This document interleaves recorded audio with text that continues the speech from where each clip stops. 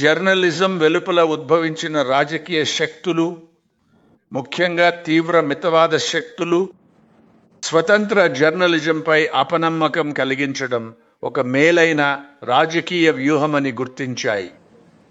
మరోవైపు అధికార పక్షానికి దాసోహమైన ప్రధాన స్రవంతి మీడియాలోని పెద్ద విభాగాలు మీడియా స్వతంత్రంగా ధైర్యంగా ఉండాలని ఆశించే వారి కోసం సామాజిక మాధ్యమాలు అపారమైన తప్పుడు సమాచార వ్యవస్థలను సృష్టించాయి. వీటిపై ఈ మీడియా సదస్సులో చర్చిస్తారని భావిస్తున్నాను. సవివరంగా నిజమైన జర్నలిజం కంటే అల్గారిథమిక్ ప్రచారం వేగంగా వ్యాపిస్తుందనేది ఇప్పుడు జగమెరిగిన సత్యం. అయితే ఈ విశ్వాస లోటుకు కారణం కేవలం బయటి శక్తులేనని భావించే ధోరణిని మనం అడ్డుకోవాలి. శక్తులు ఇది స్వయంకృతమే.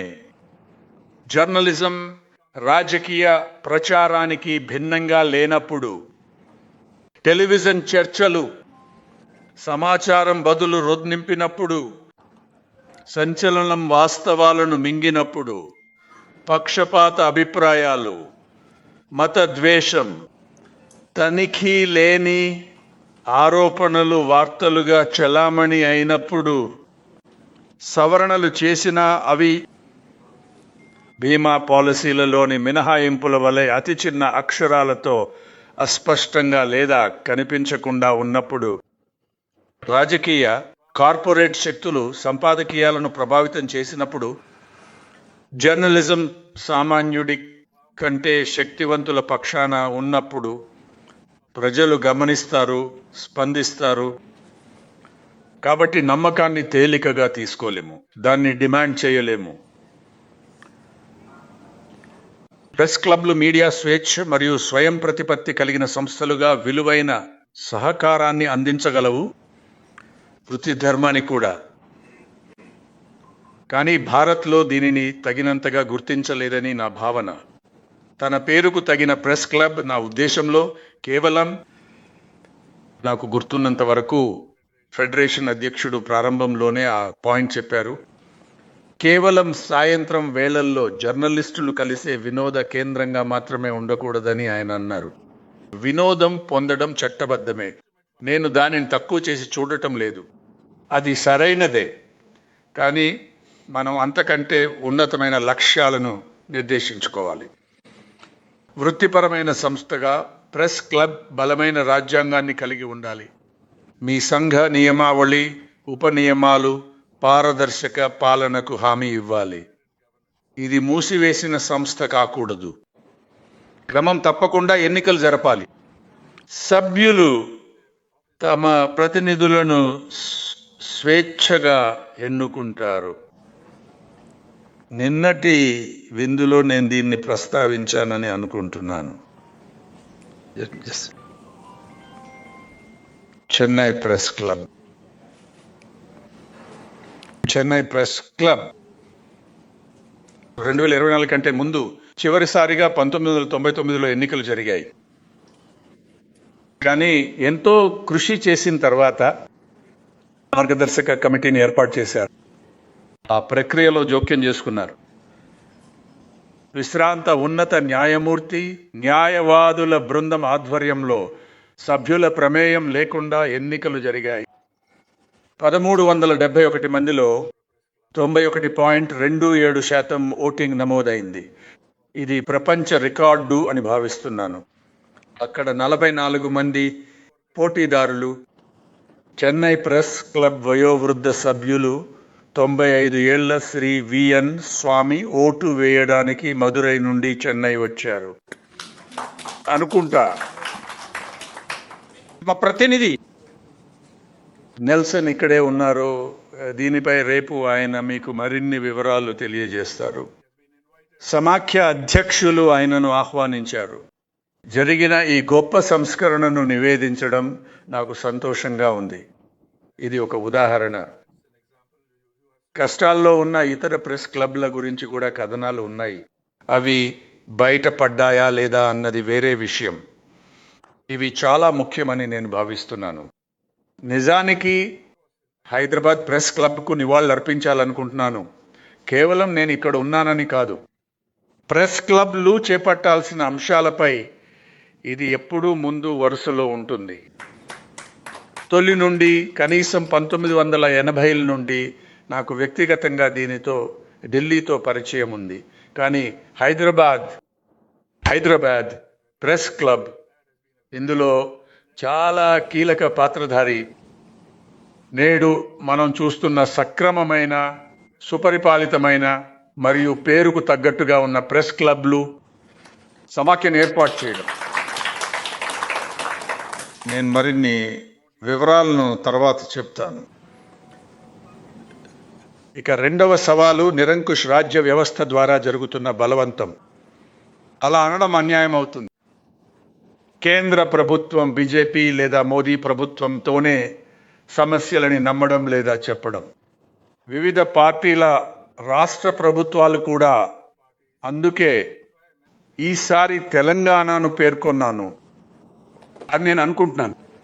అసహనంతో బలవంతపు ఎత్తుగడలను కూడా వాడారు. పోలీసులతో విలేకరులపై కేసులు పెట్టి వారిని అరెస్టు చేసేందుకు యత్నిస్తున్నారు. ఈ నేపథ్యంలో మనం దీనిని గుర్తించాలి.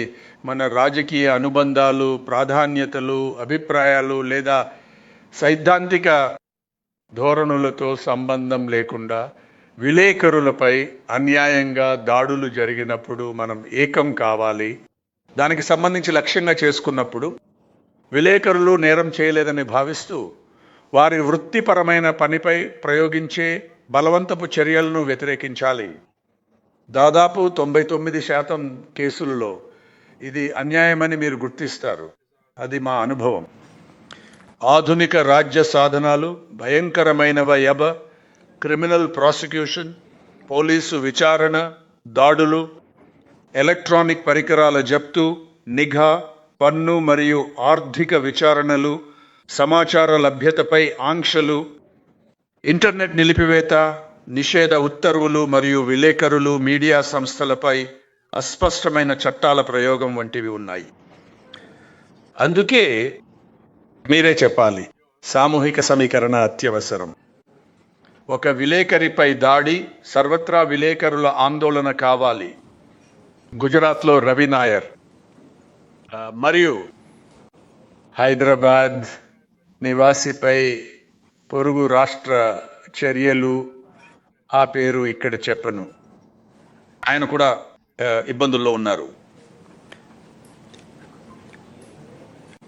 సంతోషకరమైన విషయం ఏమిటంటే చురుకైన మరియు సమర్థవంతమైన ప్రెస్ క్లబ్ల వల్ల భారతదేశ రాజకీయ రంగంలో ఈ సామూహిక సమీకరణ ప్రారంభమైంది.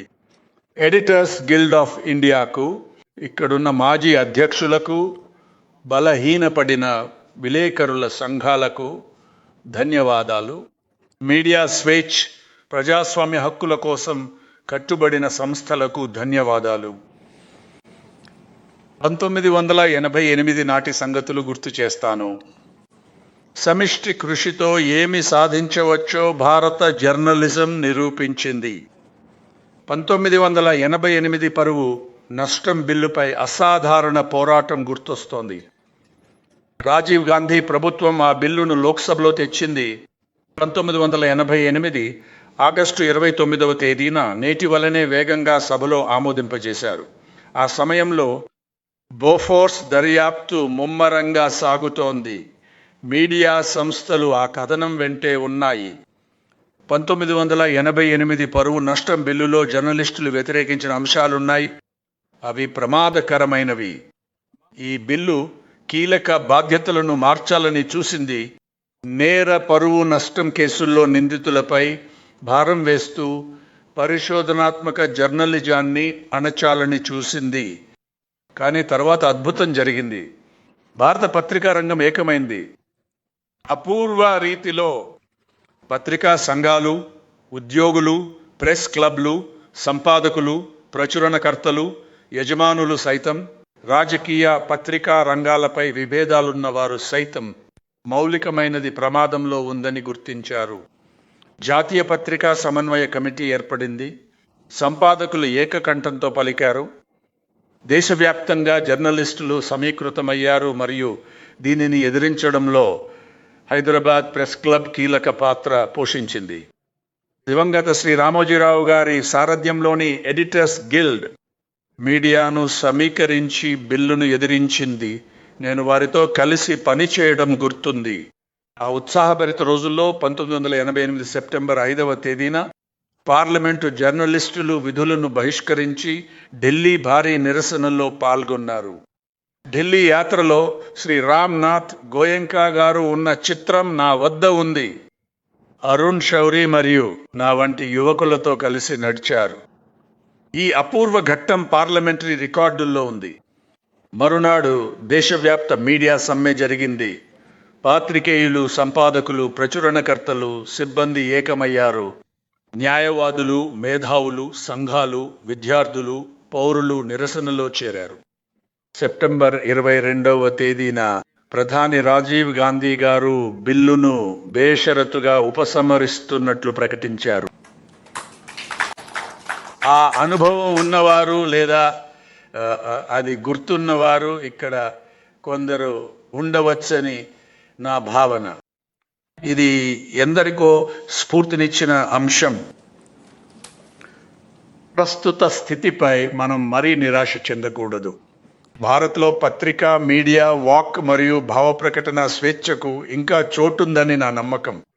కానీ అది పోయిందని అంటుంటాము, లేదా అత్యవసర పరిస్థితి అంటారు. ఇది అది కాదు. ఆ పరిస్థితి నాకు తెలుసు. అది పూర్తి సెన్సార్షిప్. అదృష్టవశాత్తు అది త్వరగానే ముగిసింది. అక్కడ విశాల అవకాశాలు, ప్రతిఘటన కూడా ఉన్నాయి. మన వంటి విశాల వైవిధ్య దేశంలో స్వతంత్ర శక్తిమంతమైన పత్రికా రంగం సహజంగానే బహుళత్వంతో ఉంటుంది. ఈ వైవిధ్యం, బహుళత్వం వల్ల మీడియా తన స్వేచ్ఛను వదులుకుంటే తప్ప దానిని నియంత్రించడం ప్రభుత్వానికి అసాధ్యం కాకపోయినా చాలా కష్టం. దీనిని మనం చూస్తున్నాం. జనతా పార్టీ ఉద్యమం తర్వాత వచ్చిన నిరసనలు, ప్రస్తుతం కనిపిస్తున్న వాక్ స్వాతంత్ర్యం వంటి వాటిలో ఇది స్పష్టం. ముఖ్యంగా ఇన్స్టాగ్రామ్, యూట్యూబ్ వంటి సామాజిక మాధ్యమాల్లో కొన్నిసార్లు మితిమీరిన ప్రసంగాలు వస్తున్నా నేను కేంద్ర ప్రభుత్వం గురించి అంటున్నాను, ఈ భారీ ఉద్యమాన్ని ఆపలేక